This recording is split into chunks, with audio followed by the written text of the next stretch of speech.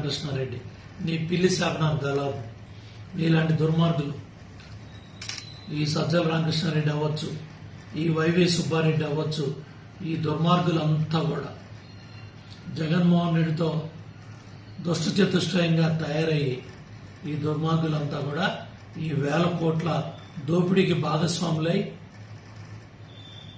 నిన్న పిల్లి శాపనార్థాలు పెడుతున్నాడు, ఉసురు తోలుతుందని. ఎస్, సజ్జల రామకృష్ణారెడ్డి, జగన్మోహన్ రెడ్డి, మీ వైసీపీ నాయకులందరూ కూడా ఈ 30,000 మంది ఎవరైతే నాసిరకం మద్యం బారిన పడి చనిపోయారో వాళ్ళందరూ ఉసురు తగులుతుంది. లక్షల మందికి కిడ్నీలు కావచ్చు, లేకపోతే లివర్ కావచ్చు, లేకపోతే గుండెకి సంబంధించి కావచ్చు, లేకపోతే ఈ ఊపిరితిత్తులకు సంబంధించి కావచ్చు, చాలా మంది ఇవాళకు కూడా జీవోత్సవాల్లాగా గ్రామాల్లో బతుకుతున్నారు. వాళ్ళందరూ ఉసురు తోలుతుంది.